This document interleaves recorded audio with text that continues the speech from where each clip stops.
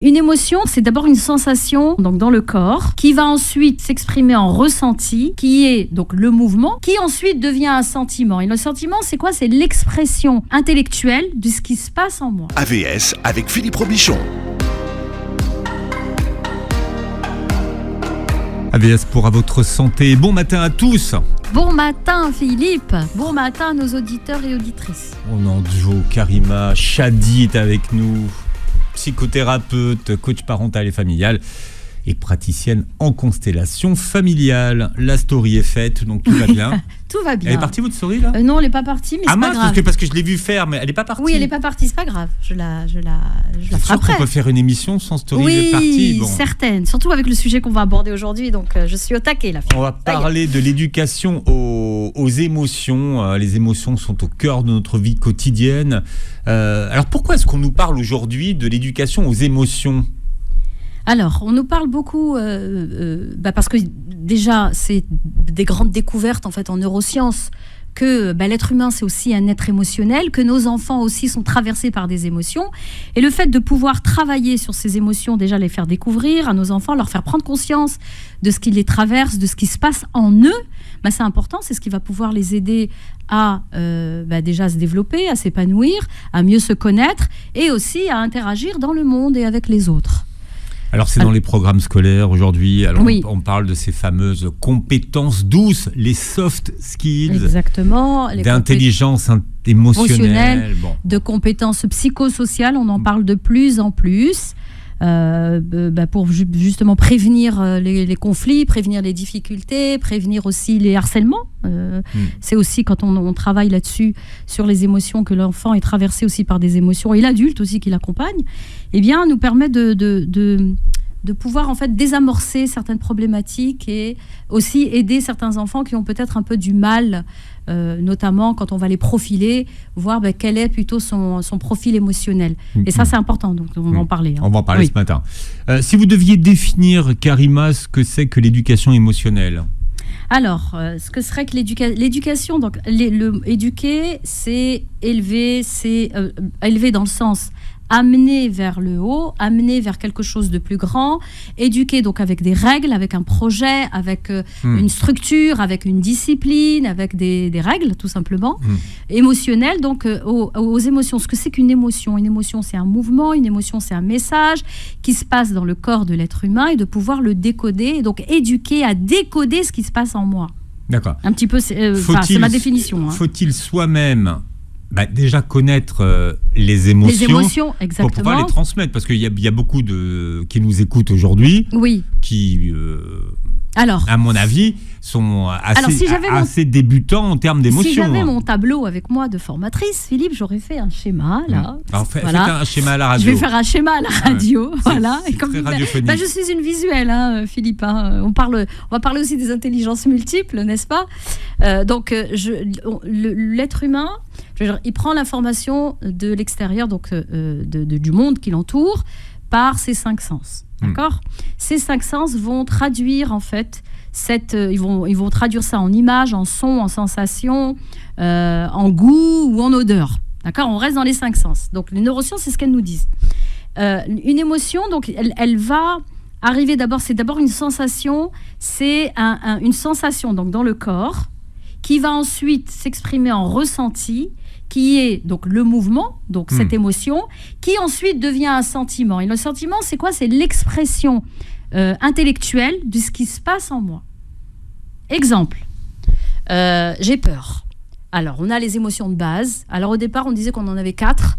Donc, maintenant, on en a 5. Maintenant, 5, 6. 6, ouais. On dit qu'on en a 6, celles de base. Et tout le reste, ce sont des compilations, c'est quoi le mot? Des choses qui s'agglomèrent, en fait, qui s'entassent, qui se combinent. Voyez? Par exemple, de différentes émotions. Donc, je vais donner d'abord les émotions de base. On a la peur, la joie, la colère, la tristesse. Au départ, on disait qu'il y avait que ces 4 émotions-là et que les autres étaient des dérivés ou alors des mélanges. On a rajouté depuis donc les noms, et puis on continue, je pense qu'on va en découvrir d'autres, peut-être, probablement. On a l'émotion du dégoût et l'émotion de la honte. Donc, ceux qui disent qu'il y en a 6. Alors que pour moi, la honte, c'est déjà presque élaboré, c'est presque une émotion secondaire. Mais bon, après... Oui, mais alors... oui et non. Alors, ceux qui disent que ce n'est pas une émotion secondaire, c'est par rapport aussi à la réaction primaire, à la réaction instinctive et archétypale qu'elle va déclencher en nous. D'accord ? Par exemple, la peur, quand on dit qu'on a peur, généralement, c'est quoi ? C'est une espèce de repli. La personne, elle a envie de se cacher, elle a envie de se protéger. Tout le corps, en fait, toute sa physiologie va prendre cette posture pour pouvoir se protéger, en fait. Parce que la peur, c'est l'émotion du danger. Et il y a danger. Et les enfants ont facilement peur. Et les enfants ont facilement peur. Peur du noir, d'accord, peur du loup, peur... les enfants... Peur des adultes, peur des cris, peur de beaucoup de choses. Quelles sont les premières émotions qui arrivent aux enfants ? Alors, ça c'est une bonne question. Alors, généralement, en plus, moi, je teste en ce moment avec mon petit-fils. J'oublie pas que je suis c'est peut-être un peu tôt. Il a 15 jours. Non, il a un peu plus de 15 jours. Il a 3 semaines. Voilà, il a 3 semaines. Bon, alors exactement. Attendez, c'est peut-être un peu tôt pour tester. Non, ah ouais ? Ah, bien sûr que si. La peur. Ah ouais ? Ah oui, la peur. Il commence à en faire des sourires. Donc, moi, on peut appeler... C'était à 1 an et demi. Non. La peur... et on arrive à détecter avec ma fille, donc on s'amuse un petit peu à ça, à détecter les styles de pleurs. Il pleure, donc son moyen de communiquer, c'est de pleurer. Mais ces pleurs, elles ont une tonalité différente selon qu'il a faim. Donc la faim, c'est une sensation aussi. Mais c'est pas une émotion. Non, c'est pas une émotion, mais elle va déclencher derrière une émotion. D'accord ? Rappelez ce que j'ai dit, sensation, ressenti, émotion. D'accord ? Et qui va donner après l'interprétation intellectuelle de ce qui se passe en nous, qui est le sentiment. Donc, les pleurs, le besoin de sécurité, par exemple, moi je le vois avec le bébé, quand il est là, avec ses mains, vous savez, il a quitté donc, le ventre maternel, il se retrouve dans un monde aérien, et puis le fait qu'il réalise peut-être qu'il a des mains. Alors après, j'extrapole, je fais des suppositions, mais simplement dire, moi je pense que la peur, et honnêtement, pour ceux qui disent qu'il y a 6 émotions, les neuroscientifiques, c'est ce qu'ils disent. Moi, je suis dans une démarche aussi spirituelle. Je dis qu'en fait, pour moi, il n'y a que deux choses, en fait. Parce que chaque émotion va entraîner... En fait, il y a une réalité derrière. Par exemple, pour moi, il n'y en a que 2. Pour moi, il y a la peur et il y a l'amour. Pour moi, les choses, on les fait par peur. Ah, l'amour, c'est une émotion. L'amour, c'est une émotion, oui. C'est une émotion. Voilà, ça arrive quand aux enfants. D'accord, alors oui, on était sur... Voilà, sinon je vais perdre tout le monde, là, c'est clair. Vous êtes en train de dire que bébé de 3 semaines, déjà, il peut avoir des émotions. Et bien sûr qu'il peut avoir des émotions. Mais qu'est-ce qu'il va... Il est pure émotion, j'ai même envie de dire ça, qu'il est pure émotion. Pourquoi ? Parce que il arrive au monde, il a son néocortex, il n'est pas développé. Il arrive à maturité à l'âge de 22-25 ans, c'est ce que nous disent les neuroscientifiques. Donc c'est le cerveau cognitif, celui qui recouvre en fait tout le cortex orbitofrontal. On a le bébé, quand il vient, le nourrisson au monde, il est là et c'est que du reptilien, le cerveau reptilien, là, l'archaïque, avec tous ses réflexes et tout ce qui est instinctif, et le cerveau émotionnel, l'amygdale. Ce cerveau émotionnel. Pour le moment, ce n'est que ça. Et ça se développe. C'est pour ça qu'on doit, moi j'utilise vraiment le verbe devoir, éduquer nos enfants aux émotions, leur apprendre et les accompagner et les aider. Un enfant tout seul ne peut pas se calmer. Quand il est face à une terreur, donc là, la terreur, on a augmenté. C'est la peur plus. Quand il est terrorisé, il ne peut pas se calmer tout seul. Il ne peut pas s'apporter de la sécurité tout seul. La sécurité va lui être apportée par quoi ? Par les bras, par le regard soutenant, par la caresse qu'on va lui porter. Pourquoi ? Parce qu'on va déclencher la biochimie du cerveau. La sécrétion d'hormones de sécurité, d'hormones de bien-être. Vous voyez ? Donc, dès qu'il arrive au monde, bien sûr qu'il est toute émotion. Et à l'âge où il va se développer, donc il vient avec un tempérament, des choses qui sont innées, et on le voit tout de suite, on dit « Ah, celui-là, il est colérique. Ah, celui-là, il est peureux. Il a plutôt peur. Ah, celui-là, il a l'air un peu tristounet. Il est tout seul dans son coin, même quand il est bébé ou même quand il est dans les premières expériences de crèche, où on va le voir, est-ce qu'il arrive à tisser des liens avec les autres, en rentrer en lien avec les autres, ou est-ce qu'il reste tout seul dans son coin parce qu'il attend qu'on vienne le tirer, ou parce qu'il ne sait pas faire tout simplement, ou peut-être parce qu'il a peur des autres. Ou peut-être parce qu'il est triste d'avoir quitté maman, d'avoir quitté papa, et qu'il se retrouve dans un endroit où il n'a pas envie d'être.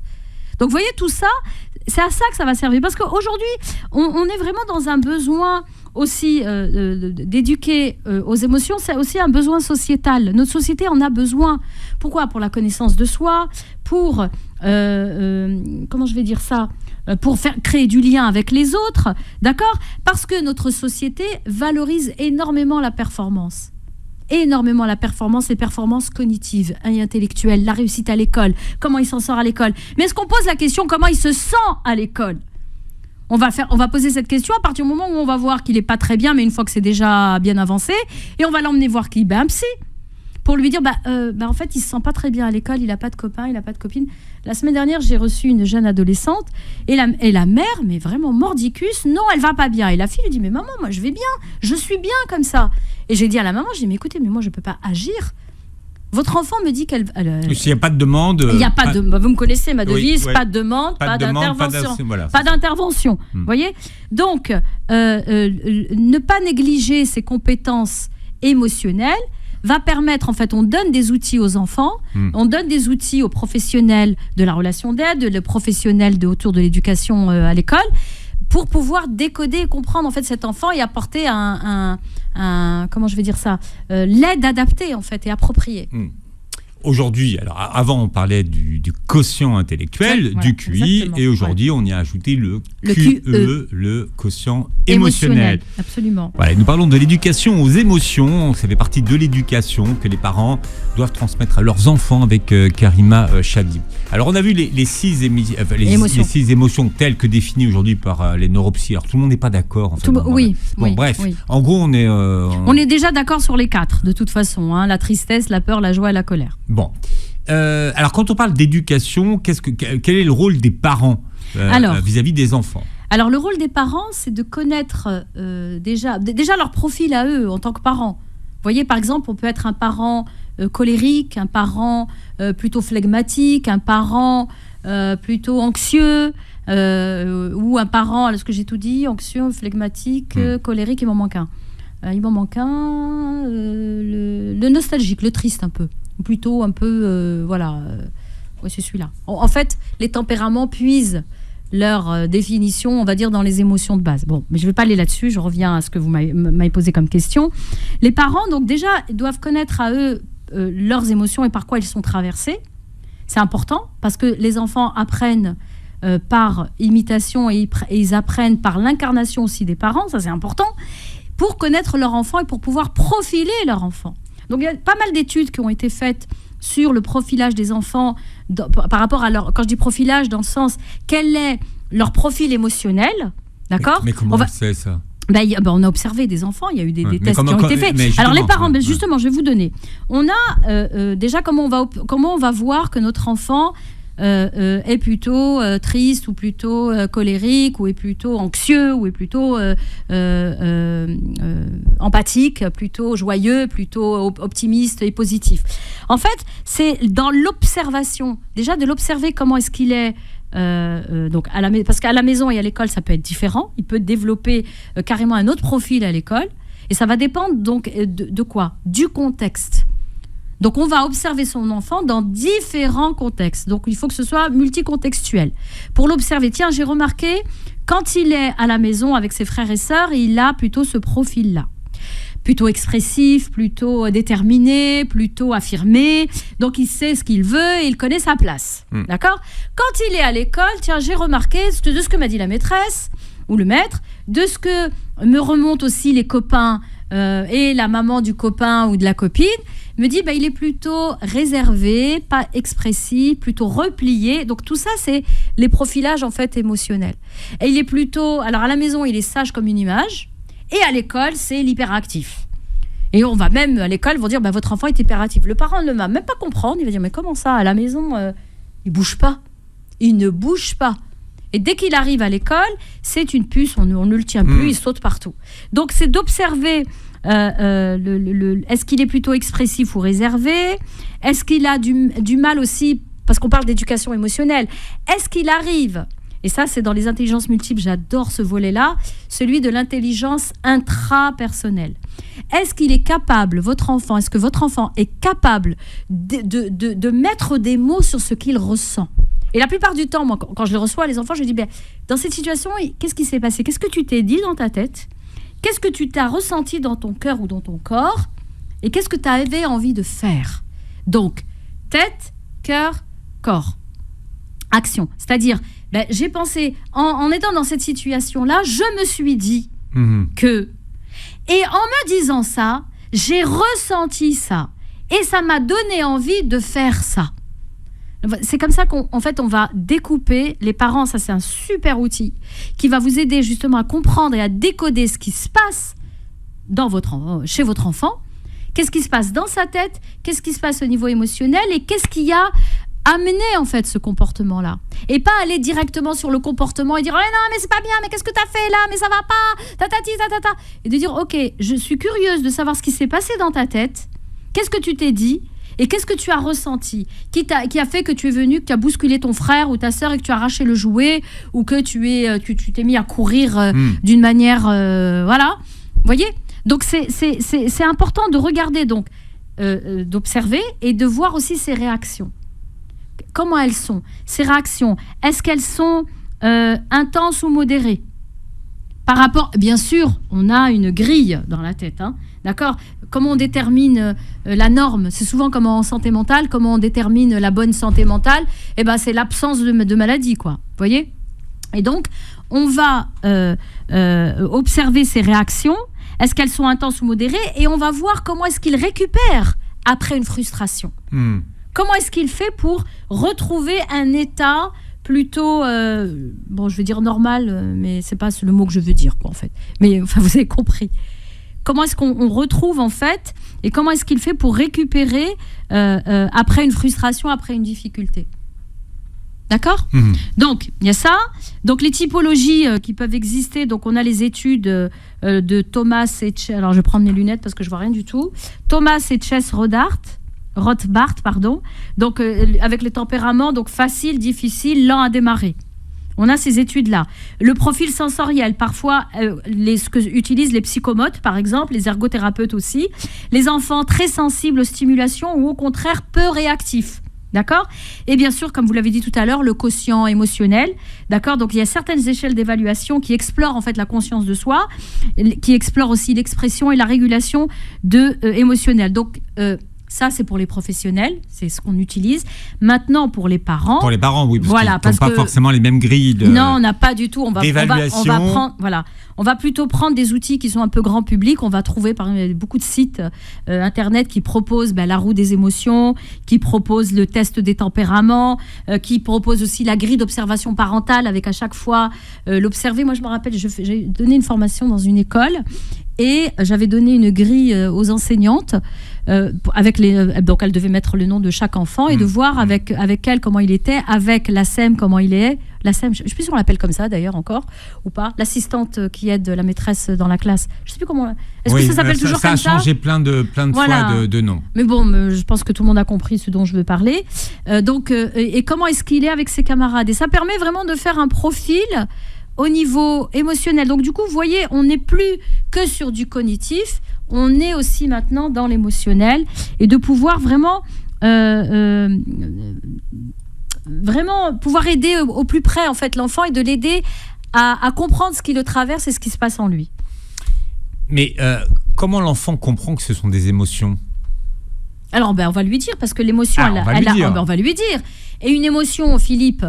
Si j'avais encore mon tableau, je vais faire un graphique, je vais vous dessiner, comment on appelle ça en mathématiques là, une ligne verticale et une ligne horizontale, les abscisses et les ordonnées, avec mes réminiscences de mathématiques. Et donc on va mettre sur l'horizontale, on va mettre la durée, d'accord ? Et sur la verticale, on va mettre l'intensité. Et on va montrer à l'enfant la durée de vie d'une émotion. Alors, pendant longtemps, on a pensé que la durée de vie d'une émotion, c'était 2 minutes quelque chose. Et maintenant, alors moi, il y a un neuroscientifique que j'aime beaucoup, que je suis, Albert Moukébert, que j'aime d'ailleurs, je pense que vous l'avez déjà reçu ici, voilà, que j'aime beaucoup. Non. Il n'est pas venu. Il n'est pas venu. Non, il est toujours pas venu. Ah. Et ça fait. Je crois que je l'ai relancé en début de semaine, pour tout vous dire. D'accord, vous voyez, très bien. Et donc, donc c'est lui aussi qui parle. Il dit qu'il n'y a pas que 5 sens, il y en a 7 ou 9, je sais plus. Et qui, il me semble que c'est lui, hein. il faudra, nos auditeurs iront vérifier, et auditrices, que j'ai perdu le fil, que la durée de vie d'une émotion, voilà, que la durée de vie, c'est en fait moins d'1 minute.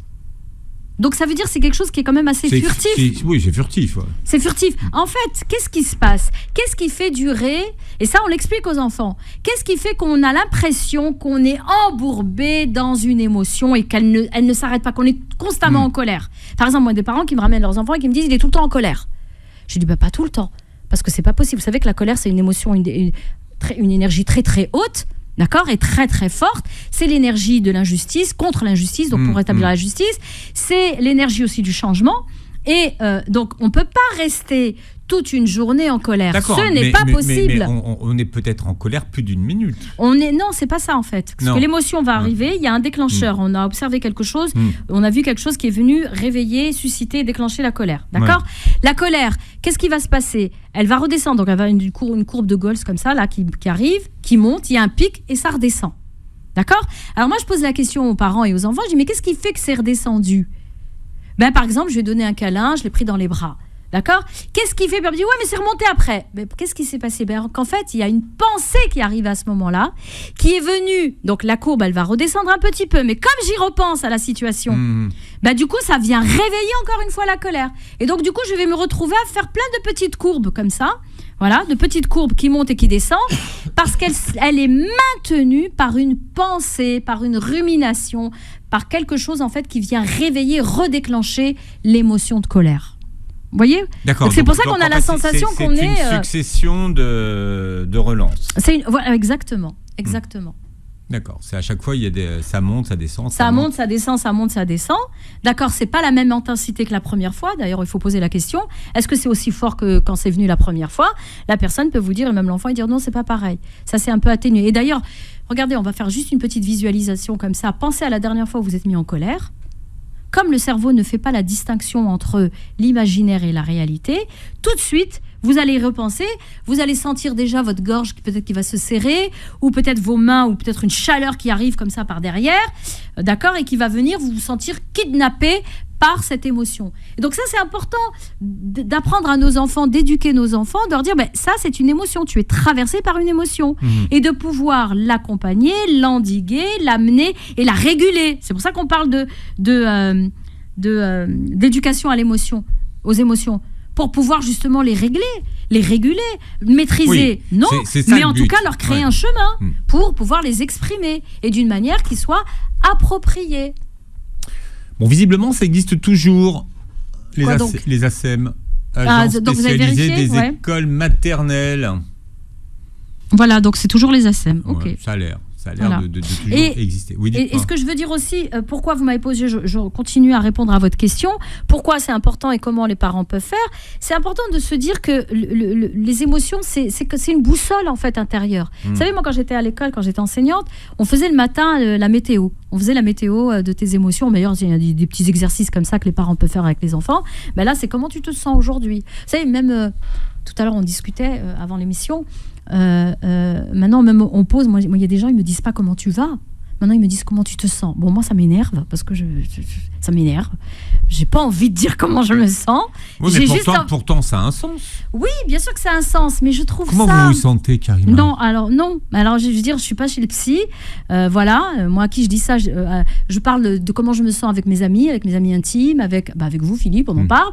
Mais là, comme ça, de dire, la personne, je l'ai pas vue depuis longtemps, et puis elle arrive et dit, au lieu de dire ça va. C'est codifié chez nous qu'en disant ça va. D'ailleurs, il y a un célèbre bouquin qui dit que dites-vous après avoir dit bonjour. D'accord ? D'Éric Perd, vous vous rappelez ? Donc, on me dit comment tu vas ? Ok, j'ai pas envie. Si tu me dis comment tu te sens, je me sens. Moi, il y a comme une injonction. C'est personnel. Mais comment ça va ? Les gens se moquent de la réponse. Pas toujours. Parce que la seule réponse qui est acceptable, c'est ça va bien. Donc, finalement, si vous commencez à dire. Ah ça fait bien, ça me fait plaisir que tu poses la question parce que figure-toi, ça va pas bien aujourd'hui. Oui, blablabla. Non, mais il y a des personnes qui s'autorisent à le dire. Il y a des personnes qui s'autorisent. Il n'y en a pas beaucoup. Il n'y en a pas beaucoup, bien sûr. Ça va dépendre du contexte, encore une fois, Philippe. Ouais. Voyez ? Comment Donc, ça va, Karima? Oui, mais ça va très bien. Ah, je merci. suis en énergie haute aujourd'hui. Bien, je suis jusqu'à pleine de 13h. joie. Restez avec nous jusqu'à 13h, Karima. Voilà, comment éduquer nos enfants aux émotions et comment les aider à reconnaître et à nommer leurs émotions. Karima. Alors, donc on l'a dit au départ, donc de pouvoir les nommer déjà et de dire ce qui se passe en moi. Je me sens comme ci, je me sens comme ça. D'accord ? Et ce n'est pas... ça Mais me rappelle... faut l'arrêter au moment où ça se passe. Enfin, comment... Non, ah oui, alors on va prendre une situation... Ouais. Vous en avez une de situation là ou pas ? La situation que tout le monde a vécue, bien sûr, c'est l'histoire de la colère au supermarché. Bah oui, celle-là, c'est la classique, celle-là. C'est la D'accord. classique, oui. Classique. Donc déjà, au préalable, ou alors par exemple quand il est au parc et qu'il fait du toboggan et que et on doit repartir et là il veut pas partir, il vous fait une crise de colère. D'accord ? Par exemple, ça c'est les typiques, vraiment. Donc ce qu'on va faire, c'est déjà le préparer. Ce qui est important dans l'éducation aux émotions, c'est vraiment la préparation en amont. Même si il ne va pas s'en rappeler. Parce que si vous lui dites, tu te rappelles, on va aller au supermarché, donc au supermarché, comment on va se comporter ? Il suffit qu'il arrive au supermarché et qu'il voit déjà les hyperstimulations qu'il peut y avoir entre la musique, la lumière, la chaleur, la température de l'endroit, donc ça va dépendre bien sûr de l'âge de l'enfant, il va tout de suite être surexcité. Donc on ne va pas rajouter de l'excitation à la surexcitation en lui disant « Mais tu m'avais promis, quand on était à la maison, tu m'avais dit que tu te tiendrais bien !» Non, ça ne marche pas. Donc on va juste le préparer, lui dire « Tu te rappelles ?» D'abord parce que l'enfant s'en souvient pas d'ailleurs. Et il s'en souvient pas. Et donc il a besoin en fait de créer une image de l'endroit où on va aller. Tu te rappelles ? On va aller au supermarché et alors moi souvent j'utilise une astuce, je dis « On va aller au supermarché et j'ai besoin de ton aide. » Et l'enfant va dire automatiquement, oui, comment je peux t'aider, maman ? Écoute, on va prendre un chariot, soit c'est toi qui vas pousser le chariot, ou alors tu veux monter dans le char, ça va dépendre de l'âge, encore une fois, d'accord ? Et on va, par exemple, il voit un truc, il veut acheter des chips, par exemple, d'accord ? Ou acheter un jouet, chips, bonbons, jouets, voilà, tout ce qui va être attrayant pour lui et l'attirer, donc il va falloir, et surtout, le parent, moi, il y a deux choses sur lesquelles vous devez rester ferme, d'accord ? C'est déjà, il est traversé par une émotion, d'accord ? Donc, ce n'est qu'une émotion, le temps de vie d'une émotion, on l'a dit. Donc, on va l'accompagner à réguler cette émotion et à traverser cette émotion. Ça, c'est la première des choses. La deuxième des choses, les parents, libérez-vous du regard des autres. Vous êtes en train de travailler avec votre enfant, vous êtes en train de lui transmettre quelque chose. Donc, créez une bulle avec lui ou avec elle, votre enfant, et libérez-vous du regard des autres. Beaucoup de parents n'osent pas, au supermarché ou dès qu'ils sont dans un lieu public, n'osent pas faire de l'éducation ou n'osent pas reprendre leur enfant. Pourquoi ? Parce que la peur du qu'en dira-t-on, de comment ils vont être jugés, comment ils vont être regardés. D'accord ? Donc ça, il faut s'en libérer. Et ça, c'est le travail du parent, c'est pas celui de l'enfant. Moi, à mon époque, on nous passait par en bas, quoi. Il y avait des pinces pour se tenir, voyez, statut de scène, être figé. On utilisait des stratagèmes, le regard, comment on disait, le regard qui fige, où on comprend tout de suite qu'on a dépassé une limite. Bref, les générations d'aujourd'hui, ce n'est pas du tout comme ça et ça ne marche pas comme ça et ça ne fonctionnera jamais comme ça. D'accord ? Donc, on va dire à l'enfant, on va lui expliciter et on va lui dire, et c'est une astuce, celle-là que j'aime beaucoup, on le rend utile. Parce qu'un enfant qui est là, déjà, il n'a peut-être pas envie d'être là.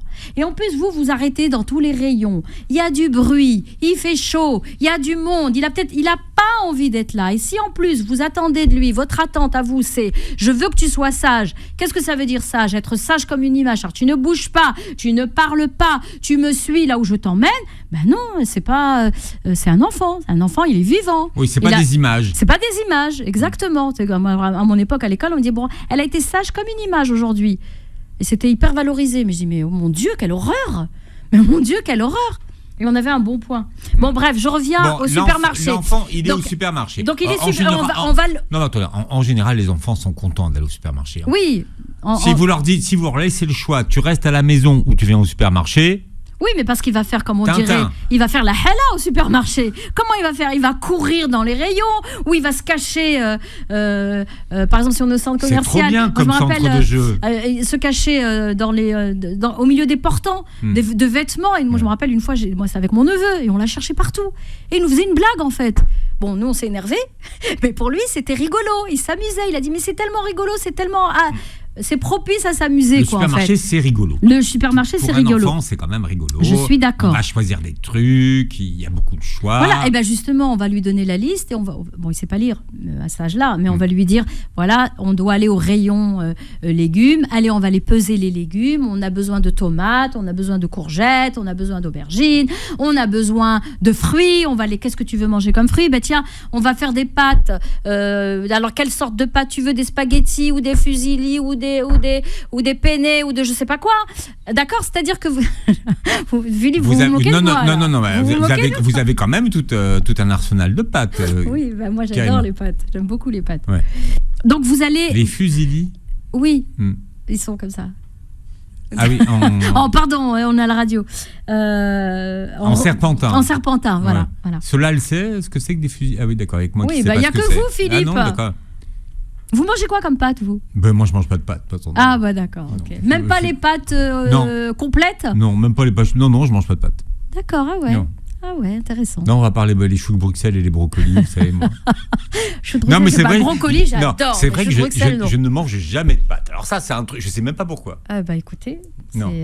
les enfants adorent les pâtes. Non, donc bah c'est pour ça après- qu'ils vont aller après- acheter les pâtes au beurre. Voilà, c'est ça. Mais si, c'est, ça, j'aime ils les adorent pâtes ça. à l'arrabbiata. Ah, voilà. Mais je les fais pas.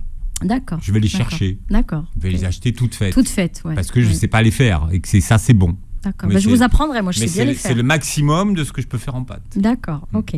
On revient aux Aux pâtes. Donc l'enfant. Donc on va lui Ouais. donner une tâche, on va nommer, s'il nous vous fait une crise de colère parce que vous n'allez pas lui acheter le jouet qu'il veut ou qu'il ne peut pas prendre parce que c'est pas dans le budget, donc vous allez nommer, je vais dire, là je vois que tu es en colère. La description, c'est un des principaux outils qui aide à la régulation émotionnelle. Je vois que tu es tout rouge, je vois... Alors, certains parents se moquent un petit peu et disent, attends, le fait de lui dire, je vois que tu es rouge de colère, va l'aider à réguler. Non, ça va l'aider à prendre conscience de ce qui se passe en lui. D'accord ? Qu'est-ce que tu te dis, là, à ce moment-là ? Qu'est-ce qui se passe en toi ? Je vois bien, on nomme l'émotion et on va le laisser et on va le prendre dans les bras aussi. C'est pas pour donner un câlin.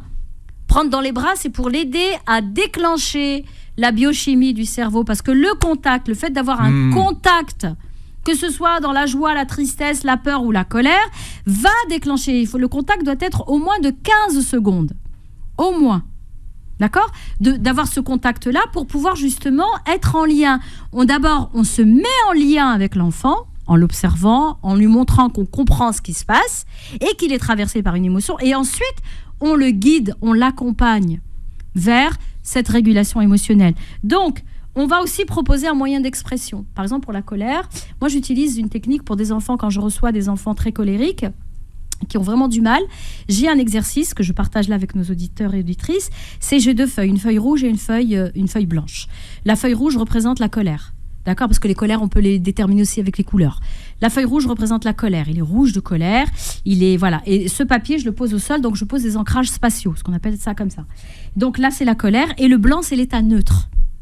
D'accord ? Et donc, je rajoute ensuite, au cours du parcours, je lui dis, tu choisis entre la jaune ou la bleue. La bleue, le calme. Et la jaune, la joie. On ne peut pas passer de la rouge, la colère, à la joie, c'est pas possible. Il faut créer une espèce de passerelle, un état intermédiaire pour l'aider justement à réguler. Donc du coup, je lui dis, je pose ça dans l'espace. Donc je demande à l'enfant où est-ce que tu veux poser la colère. Et je lui dis, maintenant tu penses à la situation qui t'a mis en colère. Et il se met sur le papier. Il est debout sur le papier et je lui dis, vas-y, maintenant, tu enlèves le manteau de la colère. Tu enlèves tout... Donc du coup, il fait des gestes. Et la colère, on sait que c'est beaucoup de mouvements. D'accord ? On ne dit pas, exprimer la colère, je suis en colère. Non. Je suis en colère, par exemple. Je vous ai pas fait peur. Je suis tombé de ma chaise, Karima. Oh mon Dieu, moi je suis... Chatamata, sors de ce corps. Ça, c'était entre nous. Ça, c'est pas cool Non, de le dire. vous l'avez J'ai raconté, déjà raconté aux auditeurs. Je l'avais raconté que j'étais une chatamata. Que vous étiez une chatamata avant. Dragon cracheur de feu. Un dragon cracheur de feu. Donc là, vous étiez en colère. Donc là, En je mode suis en colère. chatamata. Donc je suis en colère. Ouais. Donc je sors là. Donc on demande l'enfant donc à évacuer tout ça. Il fait des gestes et tout ça. Et ensuite, je lui dis, bon, quand tu sens que c'est OK, que tu as tout déposé, tu vas sur la feuille blanche. Donc il va sur la feuille blanche et dit, OK, là c'est comment ? Ah oui, là c'est bien. Donc là c'est OK, on continue. va sur la feuille jaune. S'il a choisi la jaune, la joie, ou la bleue, le calme, il va vers le calme et on l'accompagne. C'est comme une induction, en fait, qu'on est en train de l'amener dans un changement d'état, tout simplement. Et si il arrive sur la feuille blanche et qu'il est toujours... on retourne sur la feuille rouge et on dit, OK, allez, décharge. Qu'est-ce que tu n'as pas encore dit au sujet de cette situation ? Qu'est-ce qui est encore là et qui te pèse ? Et où est-ce que tu sens que ça te pèse ? Voyez, ça c'est ce que, et ça, vous n'êtes pas obligé d'être thérapeute pour faire cet exercice. Il est très simple. Moi-même, je le fais pour moi quand des fois j'ai eu des journées un peu compliquées ou un peu difficiles, eh bien pour décharger, ce qu'on appelle la décharge émotionnelle. D'accord ? Bien. À quoi cela sert-il à l'enfant donc de comprendre, connaître, nommer et d'exprimer ses émotions ? Donc ça veut dire dans la vie de tous les jours, à quoi ça lui sert ? Alors à quoi ça va ? À mieux se connaître, à être en paix avec lui-même. D'accord ? Et à aussi prévenir certaines situations conflictuelles. Certaines situations, par exemple, quand il est en lien avec les autres, par exemple dans la gestion de la frustration, rien que ça. Il n'a pas ce qu'il veut. Comment je fais ? Je suis au boulot, au travail, par exemple, à l'âge adulte, et on ne lui a pas appris à gérer sa frustration. Mais qu'est-ce qu'il va faire ? Il va faire un caca nerveux, il va commencer à saboter, ou il va commencer à faire, comment on appelle ça ? À faire de la rétention d'informations, par exemple. Il va dire, ah ben ouais, elle ne m'a pas dit bonjour, parce que la personne n'a pas su exprimer sa frustration de ne pas avoir été vue ou entendue ou pas eu de réponse à son bonjour. Mais que fait la personne ?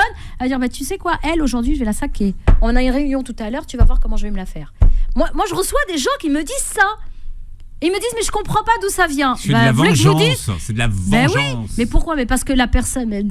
Là, la vengeance, le mot est un peu fort, je trouve. Ah si. Mais parce que la personne... C'est une vengeance, ça. Oui, c'est vrai, vous avez raison. Bon. Mais parce qu'on lui a pas appris à gérer sa frustration. Et à se dire, OK, ça lui appartient. Elle n'a pas voulu dire bonjour. C'est elle. En quoi de ne pas avoir reçu ma réponse, je ne donne pas le pouvoir à l'autre de faire ma journée, de faire ma météo émotionnelle pour ma journée. Ça, c'est quelque chose que je répète souvent aux parents, aux enfants, aux adultes que j'accompagne. Ne donnez pas ce pouvoir à quelqu'un d'autre. Gardez votre pouvoir. Pourrir la vie. Exactement.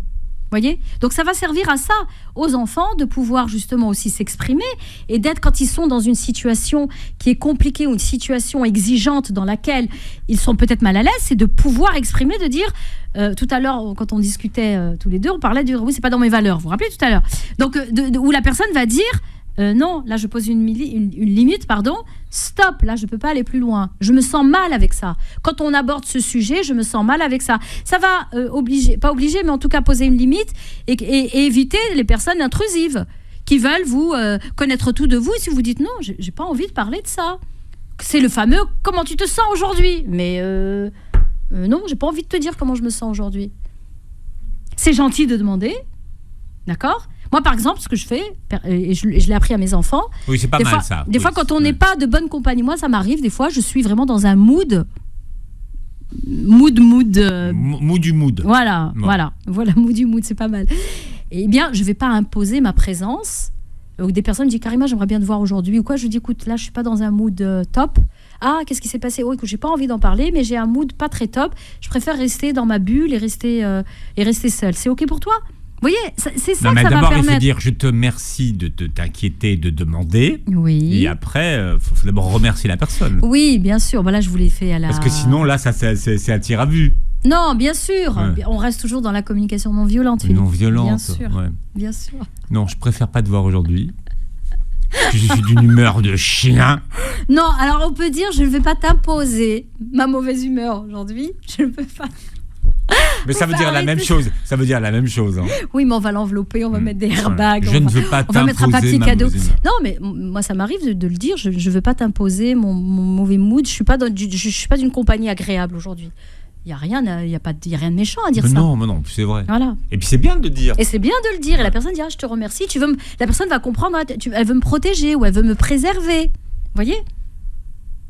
Après, il ne faut pas que ça devienne une excuse pour se débarrasser des... Non, ça c'est clair. Après, c'est la question, on en revient à l'authenticité. Est-ce que tu penses vraiment ce que tu dis ? C'est clair.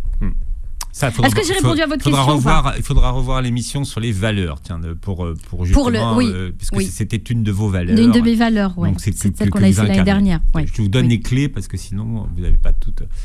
Mais c'est des gens qui nous suivent. Trouvez l'émission sur YouTube. Oui. On reviendra sur l'éducation aux émotions, parce qu'on en parle beaucoup avec les fameuses soft skills. Alors là, c'est vrai qu'on oppose beaucoup à l'intelligence... cognitive ? Non, l'intelligence artificielle. On dit que ce qui va nous sauver de l'intelligence artificielle, ce sont les soft skills, parce que l'intelligence artificielle ne pourra pas développer ces fameuses compétences douces. Donc, il faut éduquer les enfants et les faire travailler là-dessus. Et on n'a pas parlé de l'empathie, de développer aussi, ça sert à ça, à développer l'empathie et sa capacité aussi, l'enfant, de résilience, de s'auto-gérer lui-même aussi, et de rebondir par rapport à une situation conflictuelle quand il est en situation d'examen, quand il est en situation d'être évalué, quand il est en situation de chagrin d'amour, de tout ça, quoi. Voilà. Vous réécoutez l'émission en podcast sur beurrefm.net et sur les plateformes qui reprennent cette émission. Vous pourrez revoir la vidéo sur la chaîne YouTube Karima. À bientôt. Merci de nous avoir prêté vos oreilles et passez une très belle journée santé sur Beurre FM.